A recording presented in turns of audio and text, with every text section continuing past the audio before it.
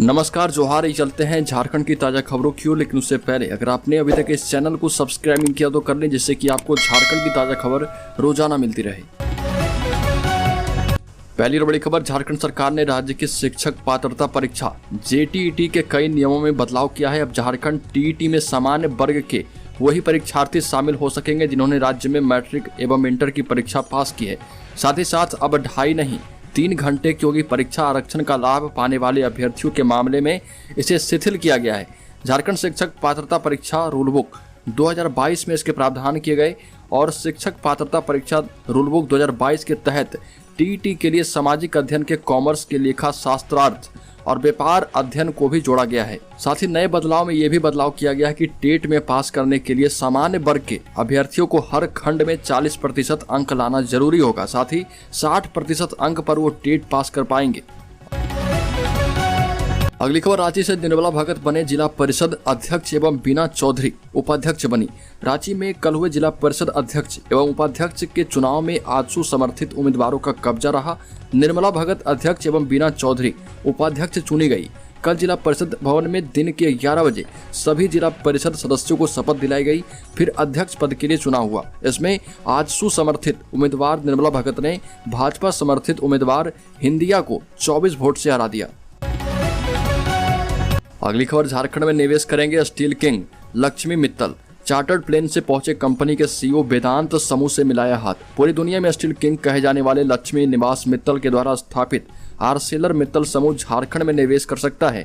Arcelor Mittal समूह के CEO Aditya Mittal अचानक बोकारो आए। वेदांता समूह के CEO सुनील दुग्गल का भी आगमन हुआ।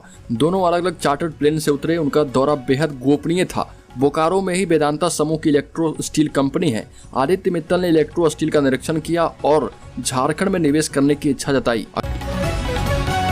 अगली खबर, झारखंड में बदला मौसम का मिजाज। कई जिलों में मेघ गर्जन के साथ वज्रपात के आसार हैं।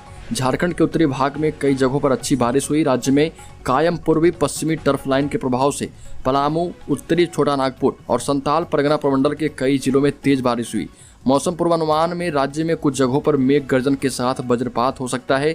इस कारण बरसने वाले बादल आसमान में बन रहे और इसका असर रांची, खूंटी, लोहरदगा, गुमला, सिमडेगा, देवघर, मेदिनीनगर, चतरा, कोडरमा, पश्चिमी सिंहभूम पर देखने को मिलेगा। अगली खबर, झारखंड में 6 साल के बाद हाई स्कूलों में होगी शिक्षकों की नियुक्ति। विधि विभाग ने दे दी है सहमति। आपको बता दें कि झारखंड के हाई स्कूलों में 6 वर्ष के बाद शिक्षकों की नियुक्ति होने वाली है। विधि विभाग ने इस पर मुहर लगा दी है। पिछली शिक्षक नियुक्ति में सुप्रीम कोर्ट के फैसले के पूर्व नियुक्ति प्रक्रिया शुरू की जा सकती है। इसके लिए पिछली नियुक्ति प्रक्रिया के तहत सफल अभ्यर्थियों के अनुशंसित पदों को छोड़ दिया जाएगा। राज्य में 6 साल के बाद हाई स्कूल में शिक्षकों की नियुक्ति प्रक्रिया शुरू होगी। राज्य में वर्ष 2016 में हाई स्कूल में 17,572 शिक्षकों की नियुक्ति प्रक्रिया शुरू की गई थी। नियुक्ति के लिए परीक्षा वर्ष 2017 में हुई और रिजल्ट 2019 में निकला था, लेकिन अब 6 साल के बाद फिर से झारखंड के हाई स्कूलों में शिक्षकों की शुरू होने वाली है। अगली खबर, जमशेदपुर के ईचागढ़ के पूर्व विधायक अरविंद सिंह के साले कन्हैया सिंह की गोली मारकर हत्या। अपराधियों ने 10 बजे फ्लैट में घुसकर ईचागढ़ के पूर्व विधायक अरविंद सिंह के साले कन्हैया सिंह की गोली मारकर हत्या कर दी। घटना आदित्यपुर के हरिओम नगर स्थित आवास बोर्ड के ट्यून फ्लैट की है। 3 की संख्या में पहुंचे अपराधियों ने कन्हैया सिंह के सिर और आंख में 3 गोलियां मारी। घटना को अंजाम देने के बाद तीनों अपराधी फ्लैट से उतरकर पैदल ही नदी की ओर फरार हो गए। अपराधियों के पास से पिस्तौल के अलावा अन्य हथियार भी मौजूद थे। अगली खबर, झारखंड में बालू घाटों की नीलामी नहीं होने से बढ़ी रेत की कीमत। सीएम को चैम्बर ऑफ कॉमर्स ने लिखा पत्र। चैम्बर ऑफ कॉमर्स ने सीएम को पत्र लिखकर कहा कि NGT के निर्देशों के कारण प्रदेश में 15 अक्टूबर तक बालू उत्खनन पर रोक प्रभावी है। ऐसे में उचित होगा कि NGT का आदेश प्रभावी होने की अवधि तक राज्य में बालू घाटों की नीलामी प्रक्रिया पूर्ण कर ली जाए। पत्र में यह आग्रह किया गया है कि राज्य में बालू घाटों की नीलामी प्रक्रिया आरंभ करने के लिए विभागीय निर्देश मुख्यमंत्री हेमंत सोरेन जारी करें। अगली खबर, श्रावणी मेला से पहले देवघर में कोरोना ब्लास्ट। कोरोना की रफ्तार ने बढ़ाई चिंता। 61 एक्टिव केस के साथ झारखंड में दूसरे नंबर पर बाबा धाम। देवघर में 14 जुलाई से शुरू हो रहे विश्व प्रसिद्ध राजकीय श्रावणी मेले से पहले कोविड संक्रमण की रफ्तार भी बढ़ती जा रही है। स्वास्थ्य विभाग की तरफ से जारी ताजा आंकड़े के मुताबिक कोविड के 61 मामले के साथ बाबा धाम राजधानी रांची के बाद दूसरे पायदान पर पहुंच गया है। अगर कोविड की रफ्तार पर ब्रेक नहीं लगा तो आने वाले महीनों में स्थिति भयावह हो सकती है। हालांकि इस बीच जिला प्रशासन की तरफ से लगातार जिले के तमाम इलाकों में टेस्टिंग और ट्रैकिंग कराई जा रही। दूसरी तरफ जिले के एक बड़े निजी स्कूल से संक्रमण के 3 नए मामले सामने आने के बाद हड़कंप मच गया है।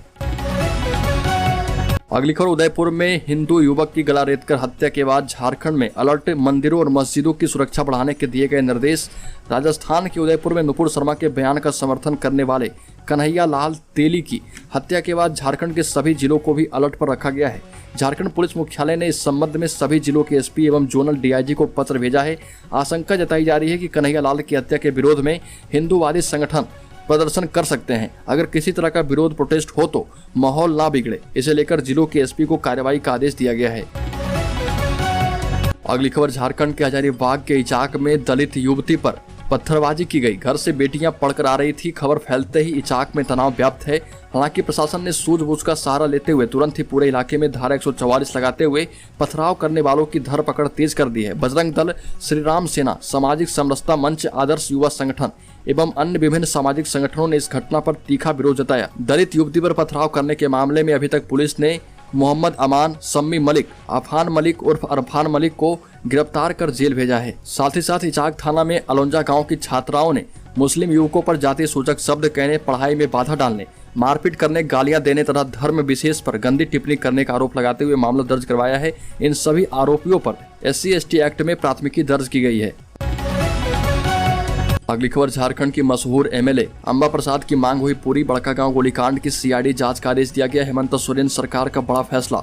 हजारीबाग जिले के बड़कागांव में NTPC से उचित मुआवजे का भुगतान, पुनर्वास एवं रोजगार की मांग को लेकर किए जा रहे आंदोलन के दौरान तत्कालीन राज्य सरकार NTPC तथा प्रशासन के द्वारा पूर्व कृषि मंत्री योगेंद्र साव एवं पूर्व विधायक निर्मला देवी पर किए गए मुकदमों की जाँच झारखंड सरकार अपराध अनुसंधान विभाग यानी कि CID से करवाएगी। बड़कागांव विधायक अंबा प्रसाद के द्वारा लगातार CID जांच की मांग विभिन्न स्तरों पर की जा रही थी। झारखंड विधानसभा में कई बार इस मामले को उठाया गया था। मुख्यमंत्री हेमंत सोरेन, मुख्य सचिव, गृह विभाग के प्रधान सचिव तथा DGP से CID जांच के लिए आग्रह भी किया गया था। अगली खबर, झारखंड के पूर्व स्वास्थ्य मंत्री और भाजपा के विधायक भानु प्रताप शाही ने झारखंड के मुख्यमंत्री हेमंत सोरेन पर बड़ा हमला किया और कहा कि उद्धव ठाकरे तो चले गए, अब हेमंत सोरेन की बारी है। झारखंड के पूर्व स्वास्थ्य मंत्री और भाजपा के विधायक भानु प्रताप शाही ने एक बार फिर झारखंड के मुख्यमंत्री हेमंत सोरेन पर बड़ा हमला बोला। महाराष्ट्र के मुख्यमंत्री उद्धव ठाकरे के इस्तीफे को आगे कर उन्होंने सवालिया लहजे में पूछा कि हेमंत सोरेन कब इस्तीफा देंगे। बीते दिन ट्विटर पर भानु प्रताप ने लिखा, उद्धव तो गया, तुम कब जाओगे। इससे पहले बीते दिन केंद्रीय गृह मंत्री अमित शाह से मुलाकात करने पहुंचे हेमंत सोरेन पर निशाना साधते हुए भाजपा विधायक ने फिर से कॉमेंट किया था। अगली खबर, झारखंड में पुरानी पेंशन लागू करना हुआ मुश्किल। हेमंत सोरेन सरकार अब कर रही है बेहद कड़े इंतजाम।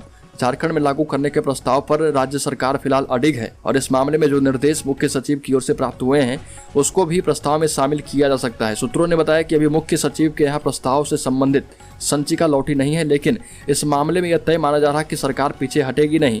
केंद्र सरकार के पास जमा 17,000 करोड़ रुपए की वापसी को लेकर भी प्रस्ताव पर विचार किया जा रहा। हालांकि मामला जो है आर्थिक कमी का है। आर्थिक दिक्कतों से सरकार जूझ रही है और इसलिए पुरानी पेंशन को लागू करने में सरकार को कई दिक्कतें सामने आ रही।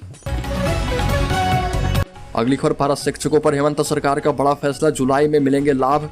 आपको बता दें कि पारा शिक्षकों के मानदेय वृद्धि के लिए आकलन परीक्षा 31 जुलाई तक होगी। परीक्षा के 20 दिनों पहले विज्ञापन जारी कर दिया जाएगा। झारखंड एकेडमिक काउंसिल के अध्यक्ष अनिल कुमार महतो ने इसकी जानकारी झारखंड राज्य प्रशिक्षित सहायक अध्यापक संघ के प्रतिनिधिमंडल को दी और बताया कि कक्षा 1 से 5 के पारा शिक्षकों के लिए 200 अंकों एवं कक्षा 6 से 8 के शिक्षकों के लिए 250 अंकों की परीक्षा आयोजित की जाएगी। परीक्षा का सिलेबस राज्य सरकार द्वारा जारी किया जाएगा। इससे पहले प्रतिनिधिमंडल ने शिक्षा सचिव राजेश शर्मा से मिलकर राज्य के पारा शिक्षकों की विभिन्न समस्याओं की जानकारी दी। सचिव ने कहा कि सहायक अध्यापक सेवा शर्त रूलबुक राज्य में पूरी तरह लागू कर दी गई है। अवकाश तथा चिकित्सा अवकाश पूर्ण रूप से पारा शिक्षकों को दिया जाना है। अप्रशिक्षित पारा सहायकों को प्रशिक्षित पारा शिक्षकों के समान सुविधा देने के संबंध में झारखंड उच्च न्यायालय के आदेश आने के बाद ही सरकार इस विषय पर कोई निर्णय लेगी। अगली खबर, झारखंड को मिल रहे लगातार झटकों के बाद केंद्र सरकार ने राज्यों को दी जाने वाली GST कंपनसेशन को बंद करने का निर्णय पहले ही ले लिया था और इस निर्णय के कारण राज्य सरकार को वार्षिक 2000 करोड़ रुपए के करीब का नुकसान हो रहा। इससे राज्य में विकास योजनाओं को पूरा करने में भी कठिनाई आएगी और नई योजनाओं को शुरू करने के लिए आवश्यक संसाधन भी जुटाने होंगे। इन तमाम बातों को देखते हुए वित्त विभाग ने अलग से मशक्कत करना शुरू कर दिया है ताकि योजनाओं को लागू करने के लिए सरकार के पास फंड का प्रबंध हो। राज्य सरकार राजस्व के परंपरागत स्रोतों को मजबूत करने पर फोकस करेगी। खान विभाग के माध्यम से विभिन्न खदानों के टेंडर का काम भी शुरू हो गया है, जिससे बड़े पैमाने पर राज्य सरकार को राजस्व प्राप्त होने की उम्मीद है। अगली खबर, शिवसेना में अब तक की सबसे बड़ी बगावत के बाद आखिरकार महाराष्ट्र के मुख्यमंत्री उद्धव ठाकरे ने अपना इस्तीफा दे दिया। राज्यपाल के द्वारा 30 जून को फ्लोर टेस्ट कराने के आदेश को सुप्रीम कोर्ट से हरी झंडी मिलने के बाद उन्होंने यह फैसला किया है। इस बीच झारखंड के पूर्व मुख्यमंत्री और भाजपा विधायक दल के नेता बाबूलाल मरांडी ने महाराष्ट्र राजनीतिक संकट और उद्धव ठाकरे पर बड़ा बयान दिया। भाजपा नेता ने कहा कि महाराष्ट्र में जिस तरीके से उद्धव ठाकरे सरकार का पतन हुआ है, उससे यह साबित हो गया कि लोकतंत्र में किसी राजनीतिक पार्टी को पूर्वजों की विरासत बनाकर राजशाही हुकूमत की तरह मनमाने तरीके से बहुत दिनों तक नहीं चलाया जा सकता। राजा का बेटा राजा, पोता के राजकुमार बनने के दिन अब लद रहे। अगली खबर, राजस्थान के उदयपुर जिले में हुई निर्मम हत्या की घटना के बाद झारखंड में भी अलर्ट जारी कर दिया गया है। राजधानी के अलावा सभी जिलों में वहां के एसपी को विशेष चौकसी बरतने के निर्देश दिए गए। पुलिस मुख्यालय ने इस बाबत सभी जिलों के एसपी को बाकायदा पत्र भेजकर एहतियात बरतने का निर्देश दिया है।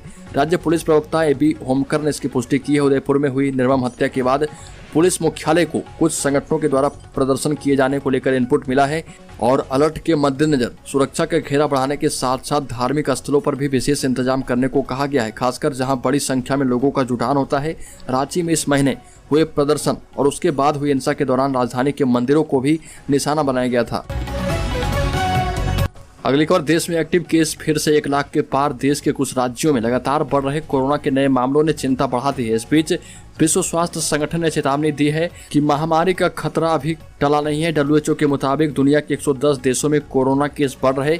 इधर पिछले 24 घंटे में देश में 18,578 नए केस आए, जो इस साल 19 फरवरी के बाद सबसे ज्यादा आए हैं। आपको बता दें कि देश में एक्टिव केस 1 लाख के पार हो गया है। फिलहाल 1,02,000 मरीज कोरोना संक्रमित है, जिनका इलाज विभिन्न अस्पतालों में चल रहा। अगली खबर, 2.5 साल में दूसरी बार भाजपा राज्य तय। महाराष्ट्र में पार्टी आज ही पेश कर सकती है दावा। शिवसेना विधायकों की बगावत से शुरू हुए महाराष्ट्र के सियासी नाटक का रात में फटाफट हो गया। 3.5 घंटे सुनवाई के बाद सुप्रीम कोर्ट ने फैसला सुनाया कि 30 जून का बहुमत परीक्षण होगा, लेकिन जैसे ही फैसला आया तुरंत ही उद्धव सरकार ने इस्तीफा दिया। इसके बाद अब भाजपा सरकार